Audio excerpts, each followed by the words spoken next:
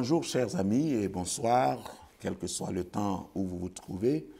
Nous voulons prendre un passage dans la parole de Dieu pour nourrir encore nos pensées, et la parole de Dieu est une nourriture spirituelle et je sais que quelqu'un qui m'écoute pendant ces quelques minutes sera béni.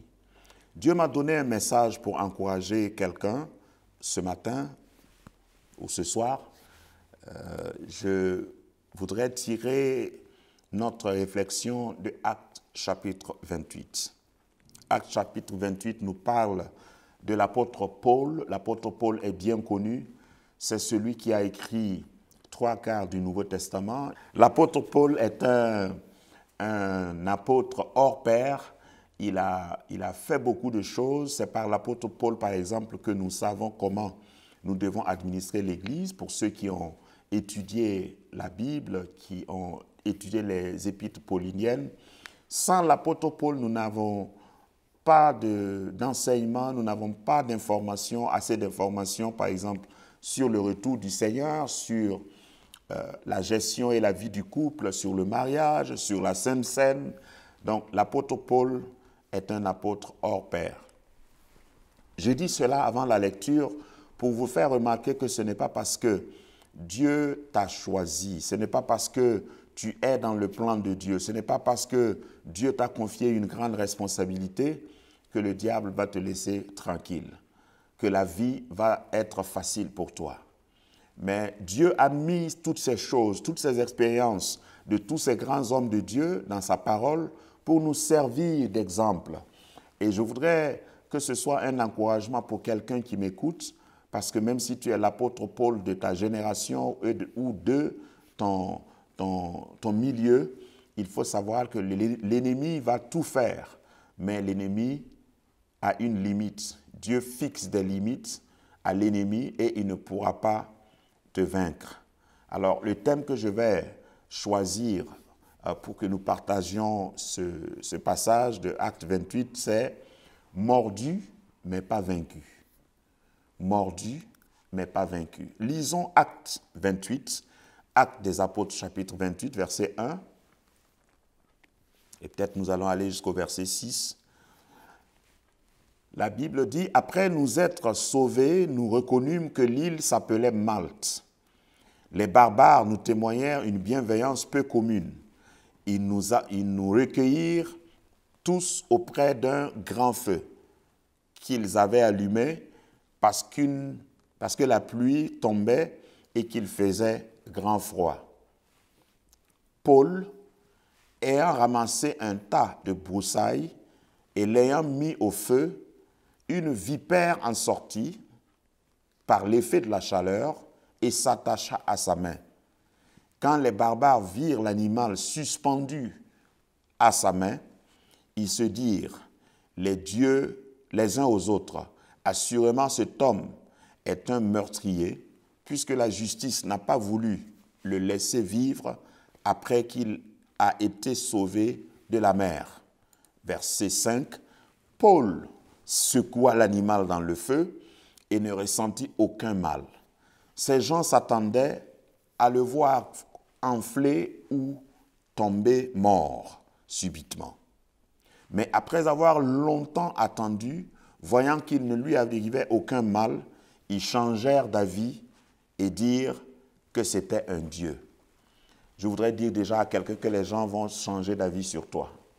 Ceux qui attendent que tu tombes mort vont attendre longtemps, peut-être toute leur vie. Et ceux qui sont sages vont changer d'avis sur toi, parce que tu ne vas pas mourir. Je rappelle mon thème, mordu, mais pas vaincu. Voyez-vous, la vie chrétienne, la marche avec Dieu, a souvent des contrariétés, a souvent des moments difficiles que nous traversions. Le fait d'être dans la pleine volonté de Dieu, parce que l'apôtre Paul était dans la pleine volonté de Dieu, c'est Dieu qui lui avait dit de faire ce voyage missionnaire et il avait comme objectif d'aller évangéliser. Il ne partait pas en vacances, il ne partait pas pour un programme, pour un agenda personnel. Il partait sous la volonté de Dieu Et je peux même imaginer que les anges l'escortaient, parce que si vous lisez tout le chapitre 28, vous allez voir, ou même le chapitre 27, vous allez voir que quand il faisait naufrage, il a dit à un moment donné qu'un ange m'est apparu et m'a dit qu'aucun de vous ne périra, aucune vie ne se perdra. Comment l'ange peut venir et ne pas les sauver et laisser quand même le bateau couler?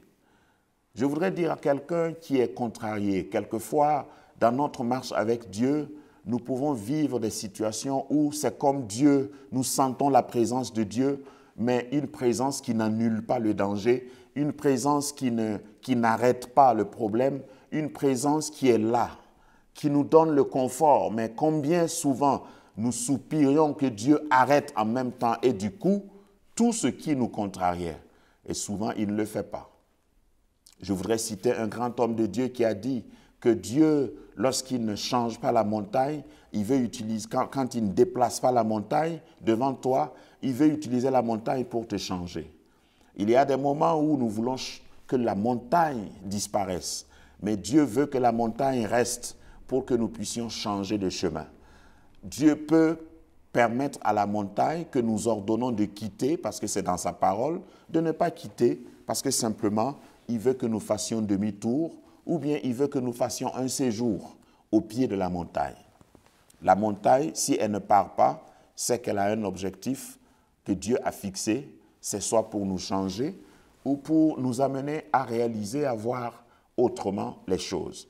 Paul ici voyageait et ils ont échoué sur une île, ils ont marché, ils ont navigué. Normalement, avant son voyage, je suis sûr, comme la plupart d'entre nous, nous le faisons en tant que disciples du Seigneur, nous prions, nous menaçons tous les démons, nous annulons tous les accidents sur le parcours, nous proclamons, nous disons, et si vous savez qui est Paul, vous pouvez imaginer de quelle manière il a prié. Pendant la tempête, il a aussi prié, mais cela n'a pas empêché la tempête d'arriver jusqu'au bout, jusqu'à disloquer complètement le bateau, et ils ont échoué, ils ont perdu toute la cargaison et ils ont échoué sur une île qui s'appelait Malte. Comme si cela ne suffisait pas, le passage que nous avons lu au verset 1, il est dit que quand ils ont échoué sur l'île de Malte, cela m'a toujours interpellé, on a dit que les habitants de l'île s'appelaient barbares.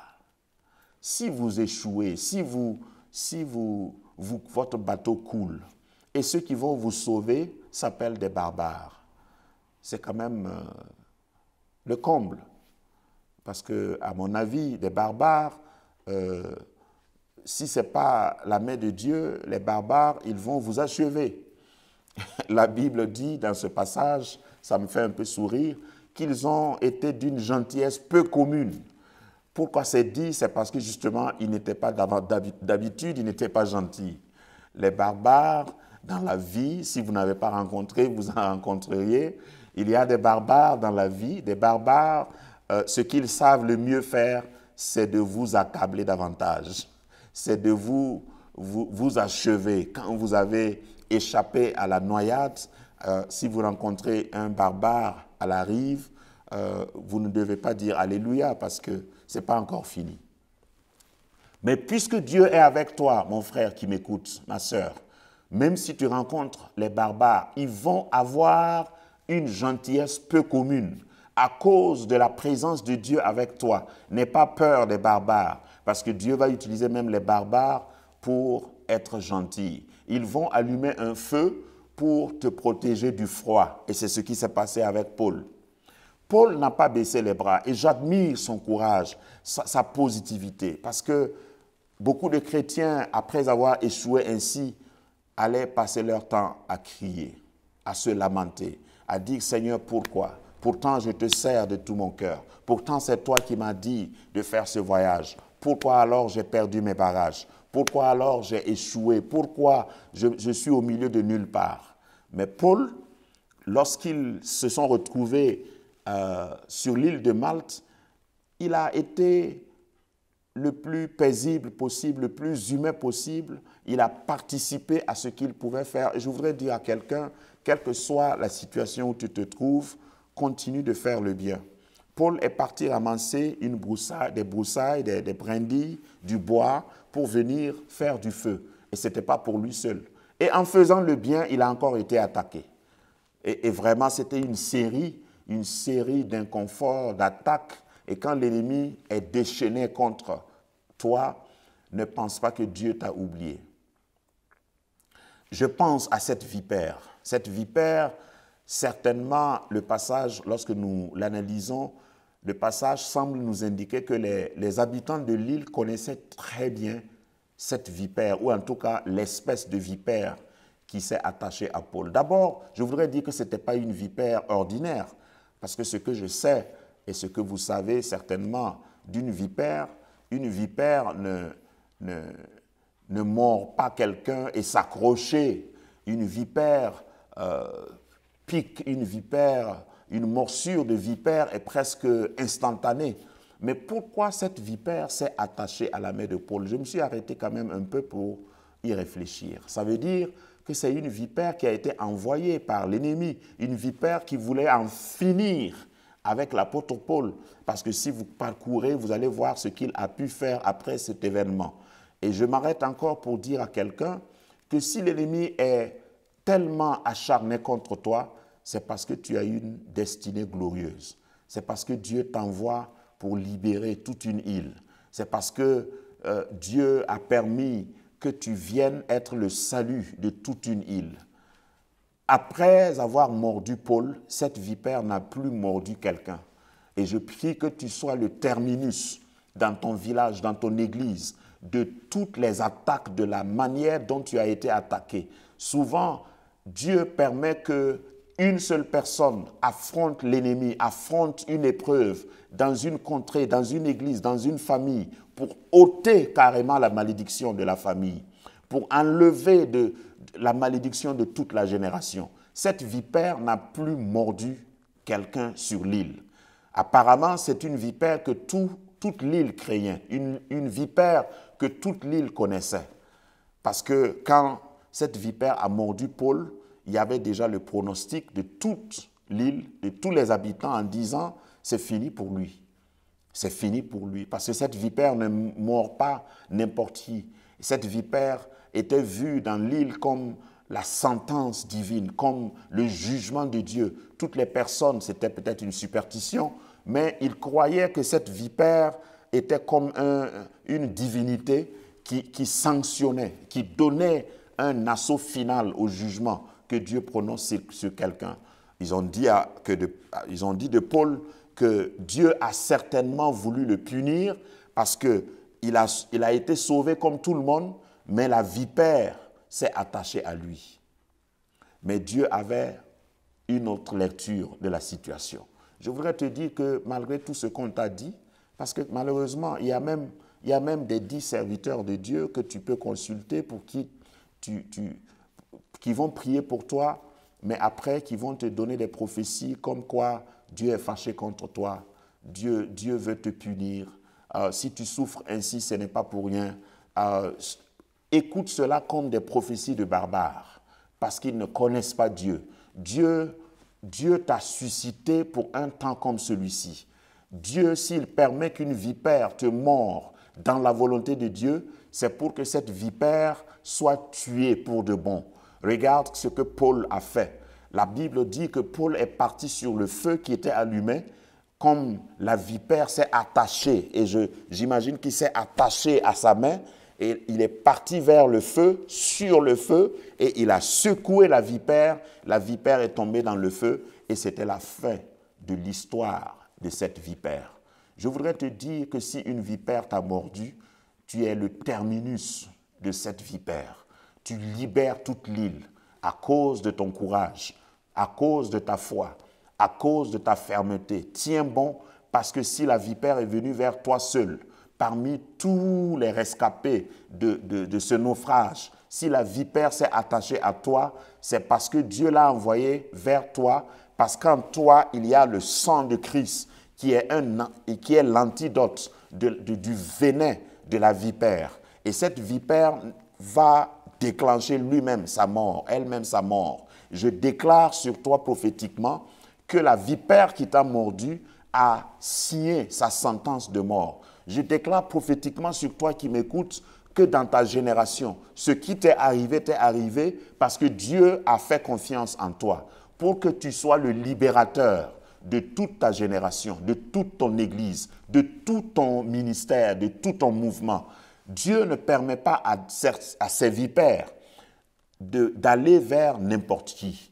Si Dieu a permis à une vipère de te mordre, et la vipère, je ne peux pas détailler, mais la vipère, c'est tout ce qui peut être contrariété contre toi, contre des gens à qui tu as voulu bien faire, et même ceux que tu as voulu aider, lorsque la vipère te mord, ils vont être là en train de prophétiser. Voici venue sa fin. Cette fois-ci, il ne s'en sortira pas. C'est vrai qu'il est un rescapé d'un naufrage, mais cette fois-ci, c'est fini pour lui. Et je peux imaginer que même les gens regardaient leur montre en disant « Oui, dans 5 minutes, c'est fini pour lui. Dans 5 minutes, il va enfler, il va tomber, il va mourir. » Je dis par la puissance de Dieu que tous ceux qui prophétisent le mal, le malheur contre toi vont attendre l'accomplissement de leur prophétie en vain. Et je déclare qu'ils vont changer d'avis sur toi. Tu es sur le droit chemin, reste sur le droit chemin.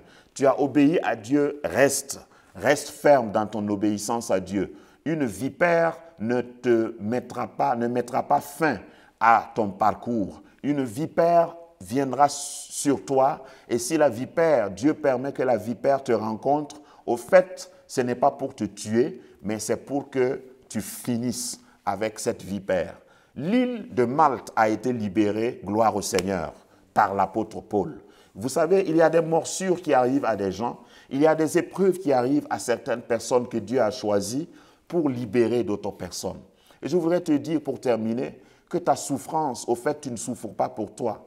Ta douleur, il y a des gens, dans mon esprit, le Seigneur me montre quelqu'un qui souffre pour que ses enfants ne souffrent plus. Il y a quelqu'un qui est en train de payer le prix pour toute une génération. Je le sens comme je le parle, je le dis. Il y a quelqu'un qui est en train de payer le prix pour tout un ministère. Dieu t'a choisi pour que tu sois celui qui peut supporter la morsure de vipère et rester debout, malgré ce que la vipère a pu faire dans les années passées. Tu ne mourras pas, tu ne tomberas pas, tu n'enfleras pas, tu ne mourras pas malgré les fausses prophéties.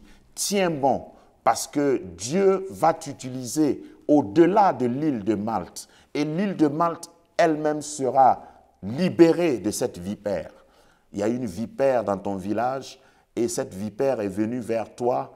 Il y a un méchant dans ta contrée, ce méchant t'a rencontré. Il y a un patron méchant peut-être dans ton service, et c'est toi qui dois libérer tous les employés de ton service. Prends courage, cher ami.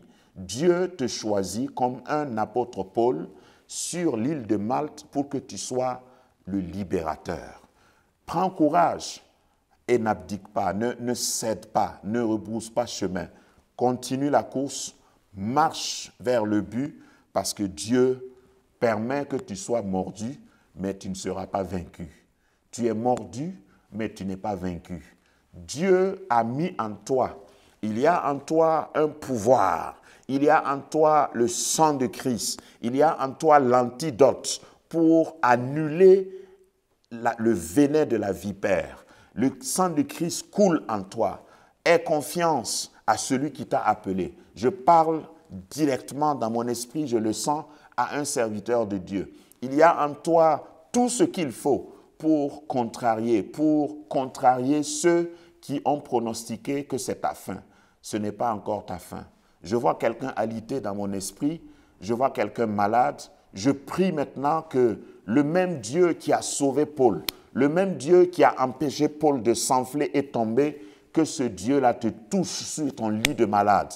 Reçois la vie de Dieu maintenant. Reçois la résurrection de Dieu. Reçois le secours de Dieu. Reçois la guérison de Dieu. Parce que ce n'est pas ta fin, malgré ce qu'on a dit, malgré les pronostics, les diagnostics, malgré ce que les gens ont pu dire et détecter, ce n'est pas ta fin. Tu es mordu, mais tu n'es pas vaincu. Courage, Le Seigneur est avec toi et sois béni. Amen.